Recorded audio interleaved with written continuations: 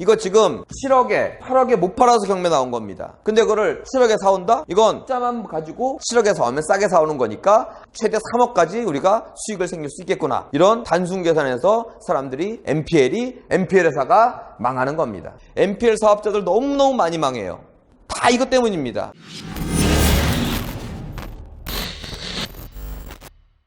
자, 바로 읽어볼게요. 상가 경매를 하면서 근저당 비용보다 최저 금액이 떨어지면 실제 입찰하지 않고 근저당권자에게 직접 사는 방법을 잠깐 알려주셨는데 이게 경매가 의뢰되어 있는 상태에서 근저당권자에게 직접 살 수 있는 건가요? 이렇게 물어봤습니다.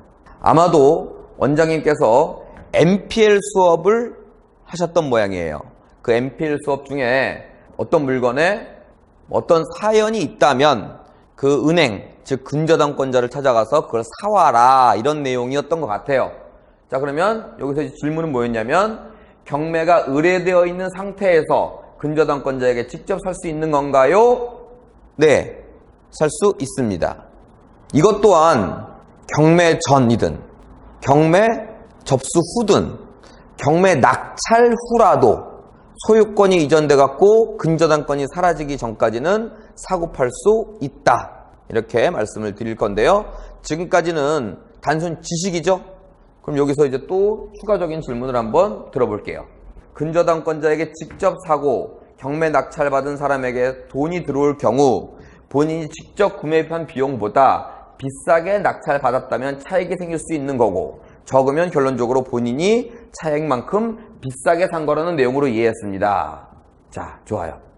이건 또 무슨 얘기냐면 내가 그 근저당권을 샀어요. 샀는데 만약에 1억에 샀는데 낙찰이 1억보다 높게 되면 이익이 생기고 낙찰이 1억보다 아래면 손해를 본다. 이렇게 이해했답니다. 자, 맞는 말이에요? 틀린 말이에요? 자, 그러면 이렇게 해볼게요. 제가 좀 전에 단순 지식인 근저당권을 사고 팔 수 있다 이렇게 했습니다. 그러면 근저당권은 도대체 왜 삽니까? 이거부터 뭔가 연구가 돼야 될 거 아니겠습니까? 도대체 근저당권을 왜 사? 그러면은 높게 쓰길 바라고 싸게 산다? 이건 애초부터 시작이 잘못된 겁니다. 이 NPL은 이렇게 제가 칠판에서 적어보겠습니다. 부동산입니다. 그리고 이렇게 적어봤어요. 부동산 NPL 경매.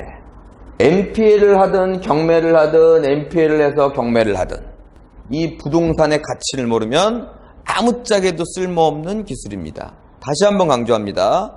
부동산의 가치, 부동산을 보는 눈, 이런 것들을 전혀 모르면 NPL과 경매는 써먹을 일이 없습니다.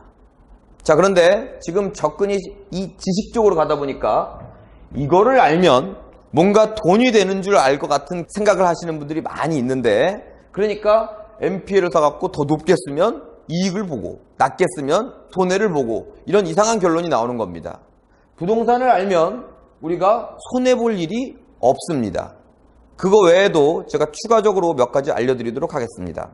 근저당권은 채권 최고액이라는 걸 존재합니다.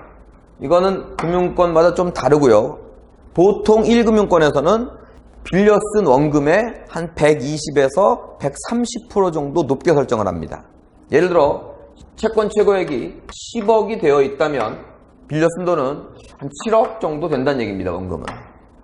자, 그런데 이 채권 최고액과 이 원금과 이 사이쯤에, 즉 돈을 안 갖고 있는 상태에서 경매가 넘어가거나 경매를 접수해야 할 겁니다.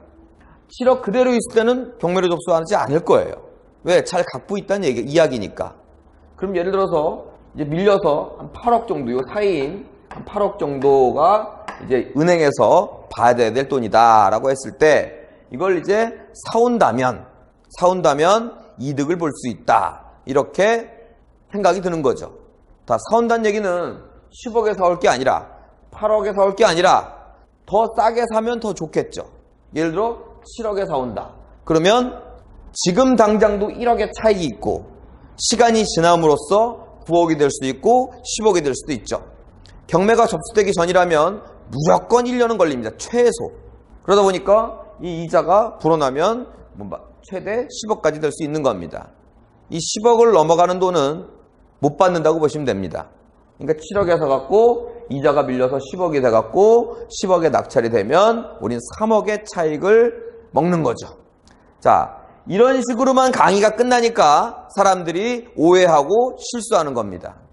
그래서 이 부동산이 얼마짜린데, 매매가는 얼마며 낙찰가는 얼마를 예상하는데, 이게 전제가 깔려야 이걸 사올지 말지, 비싸게 사올지 싸게 사올지가 결정이 되는 겁니다.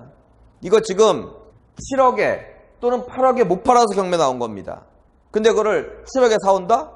이건 그냥 숫자만 가지고 우리가 10억의 채권 최고이니까 7억에 사오면 싸게 사오는 거니까 최대 3억까지 우리가 수익을 생길 수 있겠구나. 이런 단순 계산에서 사람들이 NPL 회사가 망하는 겁니다. 자, 그러면 질문이 틀린 건 아니나, 여기서 저는 계속 주장하는 얘기지만 여기서 결론을 이 질문이 맞습니다, 틀립니다가 아니라 여러분들이 어떤 이익을 취할 것인지를 정확히 알고 넘어가셔야 된다는 얘기입니다. 그러면 다시 갑니다. 이 부동산이 가치가 훌륭합니다. 10억이에요. 10억도 넘어요. 그러면 이 NPL을 사올 것이고, 부동산을 조사했더니 부동산이 5억밖에 안 돼요. 그러면 어떻게 해야 돼요? NPL을 안 사온다는 것보다는 5억 미만으로 사오셔야겠죠. 무슨 얘기인지 아시겠죠? 자, 그래서 NPL을 사와갖고 예를 들어 10억에 낙찰되는 것이다. 그런데 우리가 작업을 잘해서 7억에 샀다. 그러면 아까 말씀하신 대로 3억의 수익이 생기는 거고, 7억도 안 한다. 그러면 7억이 미만으로 팔지 않을 거면 쳐다보지도 말아야 될 물건입니다.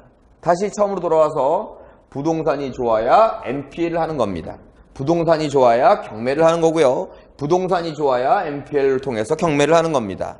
자, 거꾸로 가봅니다. 똑같이 경매를 하는데 경매를 할 줄 알면 부동산이 좋은 게 아니고요. NPL을 할 줄 알면 부동산이 좋은 게 아닙니다. 자, 이거 거꾸로 가시는 분 너무너무 많습니다. NPL 사업자들 너무너무 많이 망해요. 다 이것 때문입니다. 비싼 거 싸게 주겠다. 그러니까 부동산이 좋아 보이고 말이에요. 경매 여러 번 유찰됐다. 그러니까 부동산이 좋아 보이고 말이에요. 이런 식으로 경매하시면 절대 안 된다는 점 주의하시기 바라겠습니다. 자, NPL은 여기까지 하겠습니다.